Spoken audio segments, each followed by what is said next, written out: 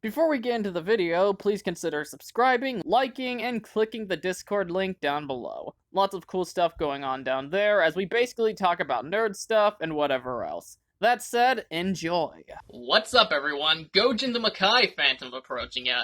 So, lately my brand has been growing faster than ever, so I think it's about time we mix things up a bit more than the usual Toku content, even if it does kind of fuck over my analytics. Ouch. What we're looking at today is actually a sci-fi original movie. And before you turn on porn, this one's actually not bad. That film being made back when Syfy made a decent monster movie once in a while, Frankenfish. Despite the low ratings on places like IMDb, the movie is actually known for being pretty decent for its gore effects and being a popcorn creature feature without trying to be anything more. In terms of production, there isn't really much to go off here other than Syfy wanted an original movie about genetically engineered snakeheads based on a certain incident that happened at the time, alongside Snakehead Terror and Swarm of Snakeheads. But before diving into the meat, I think it's important to give my history here. I've seen this movie once or twice as a kid when I was crazy for these low-budget creature features. I'd stay up late with my brother and record them whenever they'd be on, and admittedly, a lot of them hasn't aged so well. But in terms of Frankenfish, I'd say it's no masterpiece, but it's pretty decent. The story is pretty simple. It begins with a fisherman, John Crankston, minding his own business before getting killed by a mysterious beast in the waters.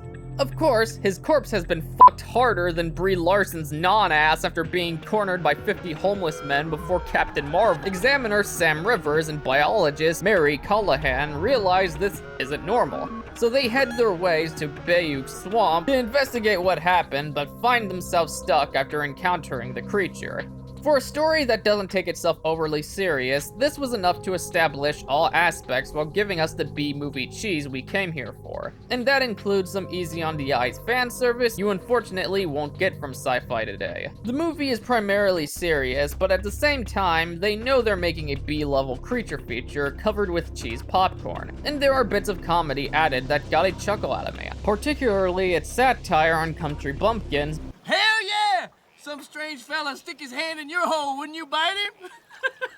But it also remembers that it's a horror movie. The ending nearly has Jaws-level intensity, but with enough tweaks to stand separately, given the context why they're there, and the creatures attacking being multiple instead of one. There's enough stakes where I had a bit of a shock when they killed off one of the mains, but nowhere near something that's gonna be on my mind for weeks or even after I watch. Spoilers ahead since this kind of bugged me, so if you haven't seen it yet, feel free to skip ahead. I get the whole point with shock value, but it feels like they simply killed her off so the leading male gets the girl instead. They couldn't even think of a way to have the monster do it. It was simply a mishap with the damn house that caused her to get shot. This brings me to the cast of characters. Actors definitely fall in the middle of the road here. Their ability to take what they've read seriously is competent enough, but at the same time, fall a bit short on their delivery to call it good.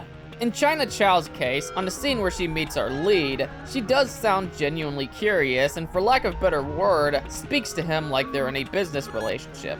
But later on, you can see she no longer really cares about the business aspect given the events that occur. I'm not saying she's award-winning here. Once again, her line delivery does feel a tad short on emotion, but she does serviceable enough. Plus, nice tits. I think her dynamic with the leading guy, Sam Rivers, is okay enough. They feel professional in their own right, and nothing feels off about how they interact, but it's nothing overly investing, since that's really all it is. But then again, simplicity is a part of its appeal. I think their archetypes, for better or worse, don't have much noteworthy to them. They sell their roles, and on their little investigation, some drama is meshed between it. What I don't like is the shoehorned romance with Sam and this girl who wasn't even a lead till later on. Mary just meets her, and suddenly there's this lesbian dynamic between them, and at the end with little to no build-up besides some vague chats at the dinner table. All we know is she had a lover who didn't appreciate her, seemed to have gotten romantically interested in Mary, as she basically got her little noodle wet, but once she was just suddenly likes the lead male with no reasonable chemistry to end off with that, which felt even more forced than the lesbian thing they were going for. Well, you deserve someone who's never like that. Someone who will massage your feet after a long day. And just like that, Quentin Tarantino raises his hand from out his pants, but back in a more positive point. Donna Biscoe as Gloria Crankton, while cliched, I thought she did a solid job with what she's given. Her delivery, both facially and vocally, is on the slow and quiet side, like she's seen nasty things. And they've had such an effect on her, she'd prefer to straight up forget. Even when she's not saying a word, her shaky reactions to what she's currently witnessing tells exactly what's going on in her imagination. Cinematography. Close-ups get a tad overwhelming. I'm not gonna pretend it's by any means unwatchable, but it seems whoever was behind the camera couldn't bring themselves to keep still. Look at this scene where the angle consistently goes up and down from this fucker's scalp.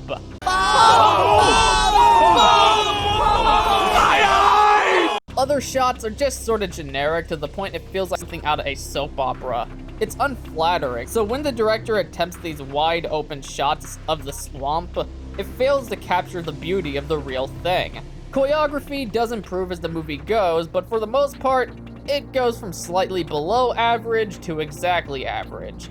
It does have its moments, like the CGI itself was smartly used. For starters, it's shot in pieces, only providing us glimpses when the creature shows up. But man, the detail was nice. They jump through the water like how you'd expect a sea creature, and on those brief angles can be mistaken for something real if one doesn't know any better. It helps just by those quick pieces, they're shiny, and you can see the water splashing right off them.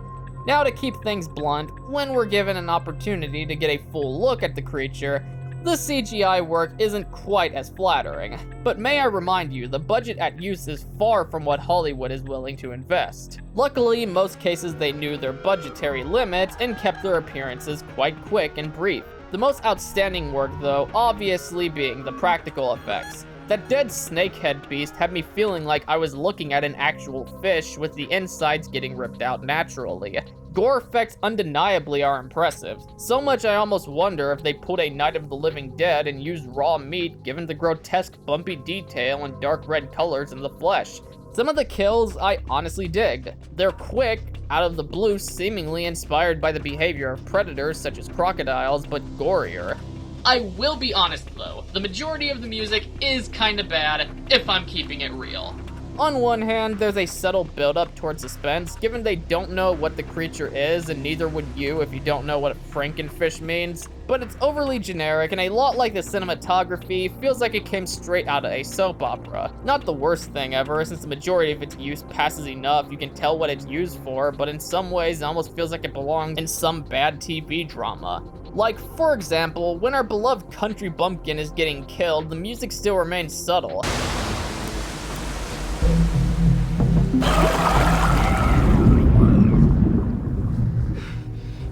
It doesn't pump up or anything like Jaws or even fucking Jurassic Park. The only real standout, if you want to call it that, is the opening theme isn't too bad.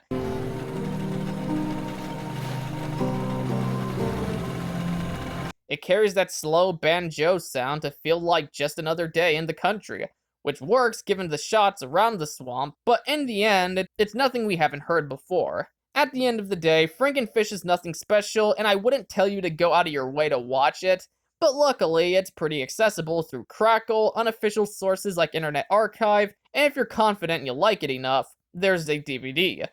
If you're looking for something like Anaconda, Lake Placid, or even Snakes on a Plane, and not sure what else like those to check out, I'd say give this a look.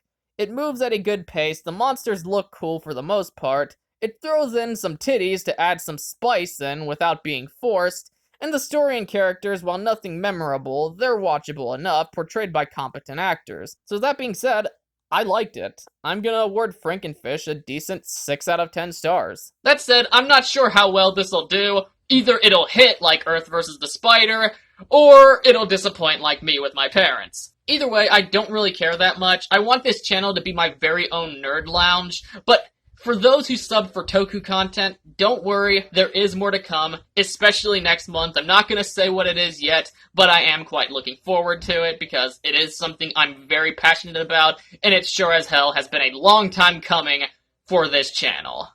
Anyway, that was it for this episode. Please comment your thoughts down below, and if you enjoyed it, smash that like button, share it around, and subscribe. Make sure to hit that bell for notifications to keep up to date on all my future content. Also check me out on social media and all tech. Links are in the description down below. This is Gojin the Makai Phantom. Leaving the building.